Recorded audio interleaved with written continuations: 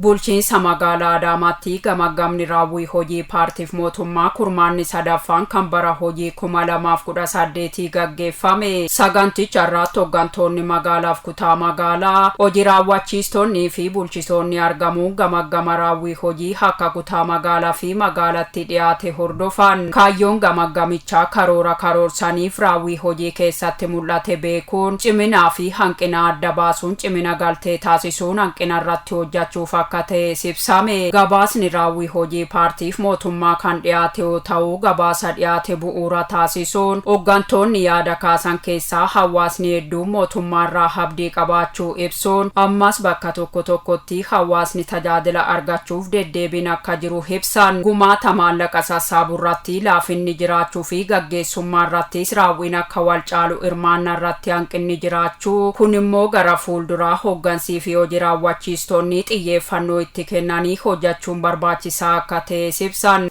Filannoon keenya arrallee birullee hanqinni kamuu jiraatullee badhaadhinna ejjennoo jedhe kana uummanni sirriitti tarkaanfachiisaa jira. Haa ta'u garuu iddoo tokko tokkotti akkuma gabaasa irratti dhiyaataa ture kun uummata deddeebisuun rakka uummataa karaa bu'uura ta'een duguugnee marii geggeeffame keessatti wanni bal'aa uummanni kaasaa tureera. Haa ta'u malee dhimmoota marii keessatti ka'aa turan san tokko tokko isaatiin irra deddeebinee iddoo ramadamne san yaalu illeeftutti hidhee jira. Haa ta'u malee ammas karaa guutuu ta'een komiin uummataa sun bu'uura irraa hiikkatee jira. Waggaa jenne ammas wanni hiikkateen akka jiruu fi yeroo itti aannu kana akkamitti deemnee hojjechuun nurra jiraata waan jedhu kana filannoo biraan qabnu. Gumaata mallaqaa funaanuu keessatti illee duubdeebiin akka waliigala yoo kenname parsantii 59 irra jira. Hojii keenya rakkoo milkeessuu dhabuu keenya gaggeessummaa keenya wal qabata jechaadha. Keessatti yoo kallattii wasadee nama sila kaase saniin sirriitti hojii keenya hoogganuu dhabuun hin jira waan ta'eef akkaatuma saniin immoo yoo kan sirriitti qabatame kan milkaa'aa dhufe ta'uusaa sirriitti kaasuu barbaadeen jechaadha. Barnoota ilaalchisee manneen barnootaa hunda keessatti sheediiwwan lama akka ijaaran kallattiin kennamuus hundi milkeessuu akka hin dandeenye fi qulqullina barnootaa bu'uurarraa jijjiiruu fi furuuf qooda fudhattoota wajjin marii geggeessuun irratti hojjetamaa akka jirus ibsan. Dandeettii barattoota keenyaa fooyyessinee qabxii barataa kana jijjiiruu qabnaa kan jedhuun nus irra deddeebinee mariisifnee barsiisaa mariisifnee hooggansa barnootaa mariisifnee maatiin sadarkaa isaatti akka mari'atu taasifame. Tiitooriyaaliin kun yeroo sanirraa jalqabee kutaan 12, kutaan 6, kutaan 8 tiitoorii kana qabxii barataa kana jijjiiruu qabnaa kan jedhuun baay'ee itti hojjechaa jirra. Kun sanbata lamaa yoo dheeytan kutaa 6, 8 fi 12 idileedha jecha. Kanaaf kana maatiinis mari'atee barsiisaanis mari'atee barataan mataa isaa irratti mari'atee hojjetamaa jira. Kana yoo Waaqayyo nu gargaare injijjiirraa kan jedhuun itti deemaa jirra. Itti gaafatamaan paartii badhaadhinaa damee magaalaa Adaamaa obbo Ashannaa fi Hajjamaa hojii miseensonniif hooggansi marii geggeessuunii fi leenjii yeroo yeroodhaan kennaa deemuun hojjechaa turan bu'aa gaarii fiduun galmoota qabannee goolabuuf karaa nuuf saaqee jira. Hariiroon uummataaf mootummaa jidduu jirus dansa ta'uu ibsan. Miseensi fi uummanni yaadamoota gama galmoota badhaadhinaatiin qabaman garaagarummaa fooyyee qabuun jechuudha. Garaagarummaa fooyyee qabuun dubbachuu, hubachuu nu dandeessisee jira sochiiwwan goone kun. Kana immoo supervisionii karaa adda addaatiin geggeessineen cheegooneerra jechuudha. Akkuma sila ka'e uummata keessa wanti jiru caasaa keenya bira even sadarkaa aanaa fi gurmaa'insa keenya daka bira wanti jiru qaawwaan hubannoo hanga rakkoo geessa jedhamee too hanga xiinxalamu sana miti jechuudha yoo ilaalamu. Kuni bu'aa sosochii, bu'aa mariiwwanii fi bu'aa leenjiiwwan kennaa turre sana jennee fudhachuu dandeenya. Nu gargaareera, mariin akkasii baay'ee nu gargaareera. Faayidaa guddaa qaba.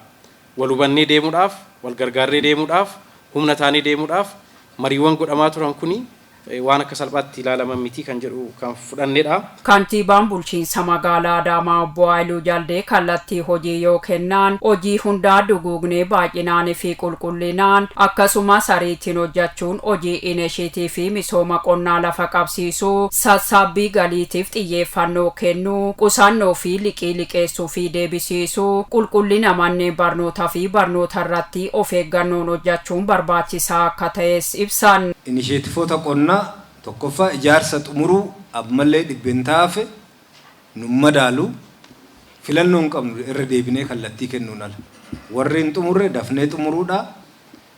Kanaa waliin hammayyeessuun akka hojii ijootti qabamuu qaba ji'a kana hammayyeessuu koodii isaa xumuruu qulqulleessuu naannoo isaa midhagsuu lolaan ganna dhufu akka miidhaa irraan hin geenye daandiiwwan dhimmoota dhufuu danda'an ammumaan laallee sirreessuun inni arfaffaan qusannaadha.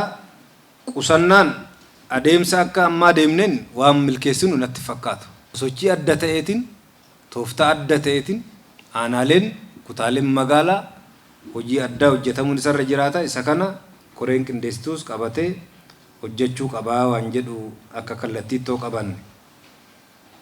Kallattii shanaffaan deebii liqiiti. Liqiiwwan hunda nurra jiru hanga ji'a kana 20tti duguugnee galchuu qabna jechuudha. Dabalataan karoora qophii hojii bara 2018 karoorsitaan irra deebi'uun dubbisuun kanneen harcaastaan adda baasuun ilaaluu qabdu. Kana malees karoora hojii bara 2019 qopheessuun gaggeessummaa waloo fi badhaadhina irratti cimtanii hojjechuu qabdu jechuunis ibsan. Karoorri keessan hoggaa baay'ee bareeda ture. Irra deddeebinee waan laalleef hojiiwwan harcaa waan jiraniif galaatii karooricha dubbisaadha jechuudha. Karoora bara 2019